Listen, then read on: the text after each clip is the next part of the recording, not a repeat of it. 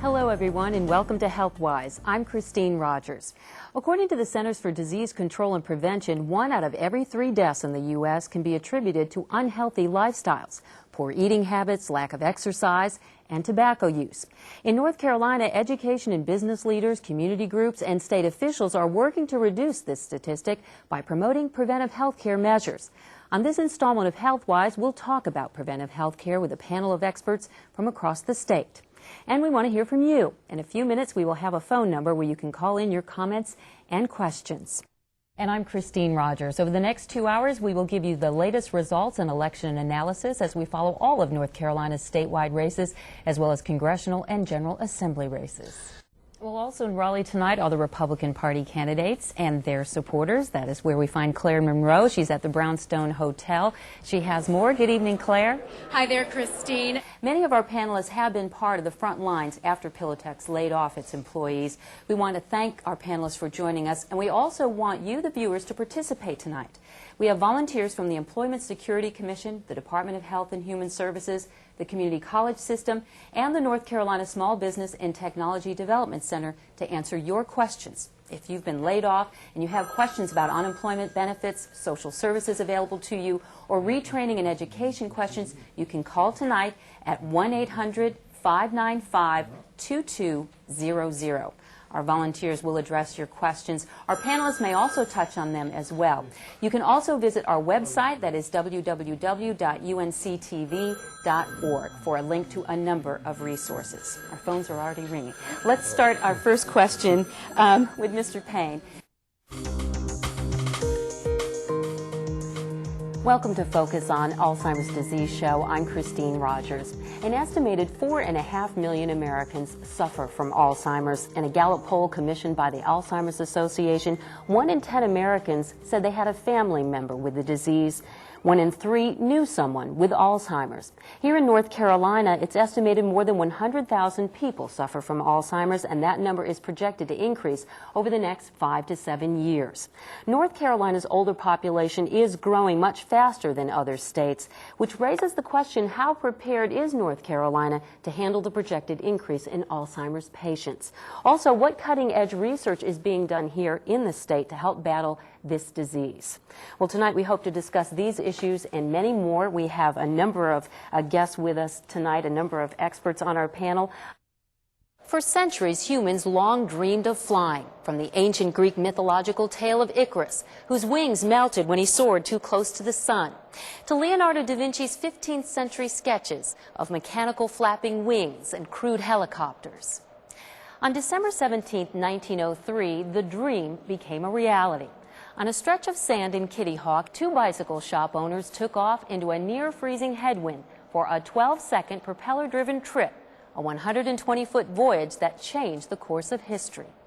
The Defying Gravity exhibit here at the North Carolina Museum of Art pays tribute to Wilbur and Orville Wright's amazing accomplishments by showing how flight influenced the visual arts.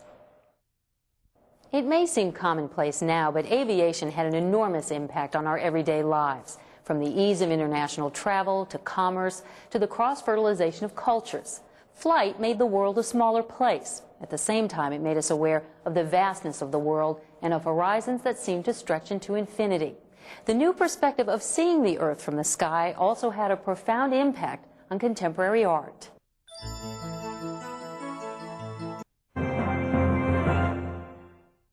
On Election Day, Tuesday, November 2nd, North Carolina voters will have some important decisions to make.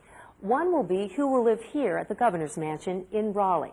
The current occupant is Democrat Mike Easley. Will voters return him for another 4-year term, or will Republican challenger Patrick Ballantyne be North Carolina's next governor? I'm Christine Rogers. For the next 30 minutes, we will present an in-depth look at the 2 candidates. Family, friends, and colleagues will help us better understand the personal, less public side of these men, what shaped them, what drives them, and why they want to be our governor. Well, Governor, thanks so much for joining us as we look ahead to your next 4 years in office. On election night during your victory speech, you talked about being bold and aggressive and that there's more work that needs to be done. As you look to your next term, what's the #1 priority you'd like to accomplish? Well, I think first of all is to set the right attitude. Here at Pitt County Memorial Hospital and East Carolina University, there are actually two Da Vinci systems. This is the training room where surgical teams from all over the country come to learn to use this technology. The Brody School of Medicine is the leading Da Vinci training center in the country. The study looked at a large sample of twins, half identical, half fraternal. What researchers found is that 56% of the liability for developing anorexia is determined by genetics. Since enacting the illegal drug tax in 1990, North Carolina has collected nearly $80 million. 25% of the money collected goes to the state's general fund. The other 75% is returned to state and local law enforcement agencies. To give you an idea of the scope of the problem, this is a computerized list of people ticketed for driving without a license. This is just for the town of Brighton. In the past 2.5 years, police have issued nearly 1,200 tickets. Gibbs Propane in Livonia says it's received about a dozen calls in the past few days from frustrated Level propane customers. In fact, today they replaced a tank for someone who has been out of gas for 5 days. Late this afternoon, the owner of Integrity Contractors did contact us. Don Zielinski told us he fulfilled his contract and the verdicts got their $96,000 worth of work. Wall Street surprisingly did not react favorably to today's news. Xerox stock lost about 7% of its value, but investors say that's a phenomenon known in the business as you buy on the rumor, you sell on the news. And certainly the rumor of Mr. Thoman's demise has been circulating for weeks. Today that rumor became reality, Don. Yeah, I can understand why employees might be a little reluctant to speak on camera, off camera. Any informal reaction you've been able to hear? Again, it was a sort of thing that everyone anticipated. Yeah. And certainly, as you know, the board has become impatient. Evidently, they lost their patience with Mr. Thoman. The stock hit an all-time low back in December. It hit under $20. It made somewhat of a turnaround, but obviously not quick enough for the board, and Mr. Thoman paid the price today. All right, Christine Rogers with 13 Live at the Xerox. You mentioned. When it's finished, 7 Swedish-made pumps will flood these concrete channels with 536,000 gallons of water a minute. That's enough water to fill an Olympic-sized pool in just 8 seconds. Without being able to actually see the cyclorama, it's hard to imagine just how big it is. To put it in perspective, I'm standing on one end of a football field. If the cyclorama was rolled out, it would stretch past the other goalposts. The painting measures 376 feet long, and it's about 22 feet high. We've all heard the saying, laughter is the best medicine. Well, scientifically, there may be something to that saying.